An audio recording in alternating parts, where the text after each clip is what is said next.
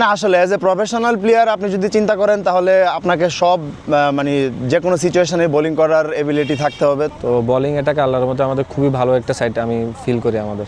আলহামদুলিল্লাহ খুবই ভালো লাগতেছে যে আমরা প্রথম থেকে চিন্তা করছিলাম যে মোমেন্টামটা খুব ইম্পর্টেন্ট। তো আলহামদুলিল্লাহ আমরা 3টা ম্যাচ জিততে পেরেছি, তো মোমেন্টামটা আমরা গ্রেপ করতে পেরেছি। তো এখন ইনশাল্লাহ এই মোমেন্টামটা নিয়ে সামনের ম্যাচগুলোতে যেতে চাই।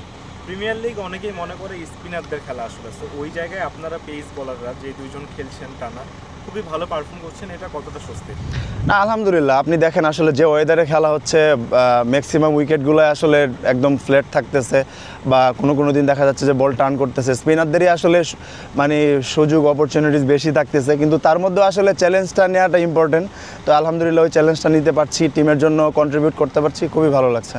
5+ স্টার রেটিং প্রাপ্ত দেশের সর্বোচ্চ বিদ্যুৎ সাশ্রয়ী ওয়ালটন এসি স্মার্ট কমফোর্ট এখন নেক্সট লেভেলে। আপনাকে বেশিরভাগ সময় দেখা যায় তো নতুন বলে অনেক ওভার বোলিং করতে, এবার বোধহয় রোলটা একটু আলাদা, মানে নতুন রোল কতটা এনজয় করছেন?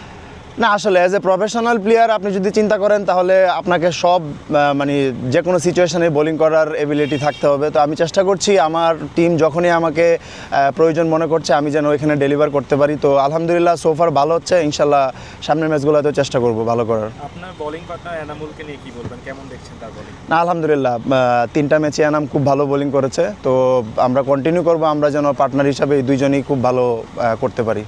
ওভারঅল আগামী ম্যাচগুলোর জন্য মানে ভাবনাটা কেমন বা কি চিন্তা করছেন? না ওই ফার্স্টে যেটা বলেছিলাম যে আলহামদুলিল্লাহ আমরা একটা ভালো মোমেন্টাম নিয়েছি, তো এই মোমেন্টামটাই ধরে রাখার চেষ্টা করব। আসলে সামনের দিকে আমাদের কয়েকটা বড় ম্যাচ আছে, তো চেষ্টা করব যেন ওই ম্যাচগুলোতে আমরা টিমকে ভালো একটা পারফরমেন্স দিতে পারি।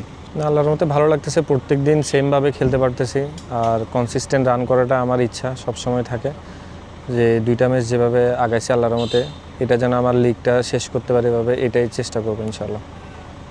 ধারাবাহিকভাবে এই যে রান করছেন, মানে ভাবনাটা কেমন থাকে ব্যাটিংয়ে যাওয়ার আগে বা মানে খেলা শুরুর আগে?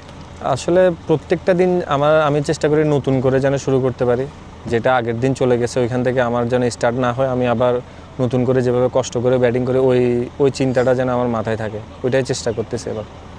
আলহামদুলিল্লাহ টানা 3 ম্যাচের জয়, এটা কতটা জরুরি ছিল বা কতটা গুরুত্বপূর্ণ আপনি মনে করেন? খুবই ভালো টিমের জন্য, টিম খুব ভালো একটা অবস্থানে আছে আল্লাহর রহমতে, সবাই মন মানসিকতা থেকে শুরু করে সব কিছুতে আল্লাহর রহমতে খুবই ভালো আছে আলহামদুলিল্লাহ।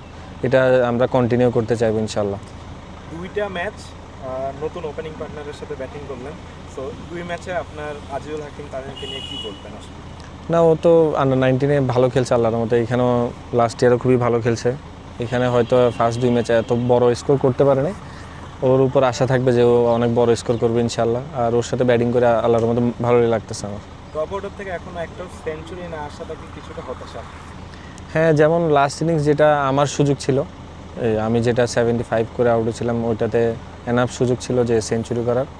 তো এখন এত বড় চিন্তা না করে যেটা মিস হয়েছে তো হয়েছে, ওই ভুল থেকে যেন শিক্ষা নিতে পারি, আর দুইজনে যখনই ব্যাটিং করব যদি সুযোগ পাই আবার এরকম বড় স্কোর করার, ওটা যেন কাজে লাগাতে পারে ইনশাল্লাহ। বোলিং ইউনিট নিয়ে কি বলবেন? আসলে খুব ভালো হচ্ছে আমাদের, আসলে স্পিন অ্যাটাক আল্লাহর মধ্যে খুবই ভালো, এবং পেস বলার 2জন যারা আছে ওরাও ভালো এক্সপিরিয়েন্স মাশাআল্লাহ, রনি ভাই।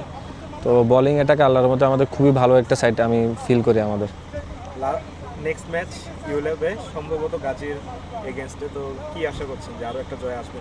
জি ইনশাল্লাহ, ওইটাই চেষ্টা করবো যেন ধারাবাহিকভাবে আমরা যে খেলাটা খেলতেছি আল্লাহর রহমতে ওইটা যেন কন্টিনিউ থাকে।